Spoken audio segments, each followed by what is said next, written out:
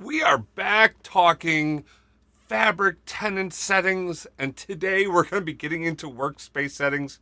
I found something new out when I was going through this stuff. I can't wait to share it with you.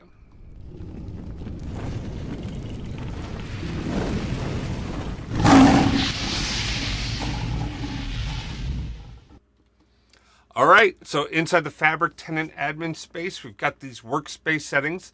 There's just 4 items out there. Number one being create workspaces. You can, with this setting, choose who is allowed to create workspaces inside of Fabric, who can, make those changes to the workspaces, all that stuff. The reality is, I'm very pro and open to saying, hey, people and companies need to be, or teams need to be able to organize how that team or that project is organizing and operating. So I'm very pro, allowing people and to self form and to self manage content in their different areas. So I really encourage companies to leave this enabled to allow anyone to create content for themselves. The big caveat there being, I also recommend that your governance team go out and create defined workspaces, defined processes, defined flows for those like enterprise, department, and team capacities so that everyone has like specific places where they should be working at the different areas, but then they know that if they need to self-form into like a cross-functional team, they can do that. They can build, they can operate, and then they can choose to move that content into one of those team, department, or enterprise spaces as it's appropriate when that project is done. So I'm very pro on leaving this open. The big reason for like locking this down is if you wanted to just have those, company-wide environments that are out there or workspace that are out there, totally do that. I get that, but that's the rationale for why you would have this here. Now, number one, or the next one is use semantic models across workspaces.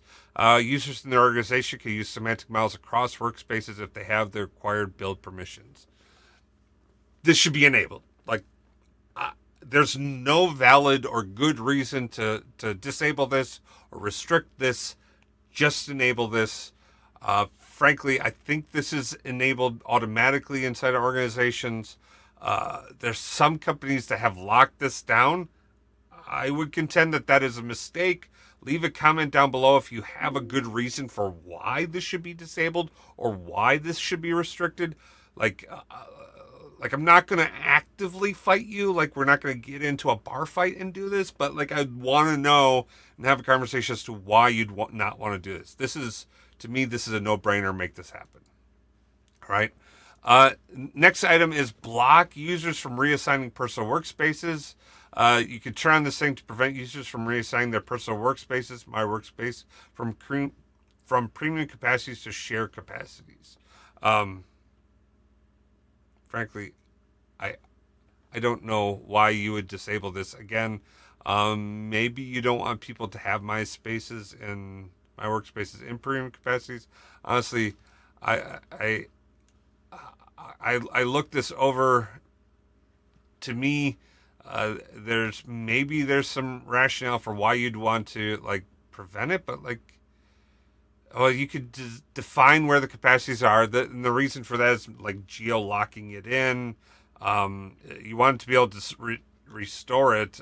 I mean, I don't know. To me, this is like you would not want this unless you have a very specific use case for like, I guess, not allowing people to go from a defined premium capacity into a shared capacity. I guess would be the reason. I don't know. Don't do that one. All right. And this is a big one. I didn't know anything about this before, but apparently you can define a custom workspace retention period, right? What this does is if you turn on this setting to define a retention period during which you can restore a deleted workspace and recover items in it. At the end of the retention period, the workspace is permanently deleted. By default, workspaces are retained for a minimum of 7 days before they're permanently deleted. Turn off this setting to accept the minimum retention period of 7 days. After 7 days, the workspace and items will be permanently deleted. Enter the number of days to retain the workspace before it's permanently deleted. My workspaces will retain for 30 days. Other workspaces can be retained for up to 90 days. Oh, so we could do like 90 and I can hit apply. And so therefore, if I accidentally delete a workspace that I'm not in all that often, and then like I come back later, like a month later, and be like, what the heck happened to that workspace from my monthly reports? It's gone. I can then reset this. So like you should, this is a, hey, go out to your Fabric admin, change the defined workspace retention period to 90 days. Like make that happen. This is going to be important for your company. All right. Hey, if you find this content useful, hit that like button, subscribe to the channel, leave a comment down below. Hopefully, you're enjoying this stuff. If this feels like it's too much for you and you're feeling overwhelmed, or you just want help in getting this done, because heck, you're a busy person, head over to KraosBI.com, hire yourself a data god. Me or one of my esteemed associates will be in contact with you and we'll help you sort out any of your Fabric needs. You have a great day. Peace. Baker Tilly Digital combines strategic industry insight and advanced technical expertise to uncover and solve your digital transformation challenges. If you're interested in learning more, check out our website at bakertilly.com/digital.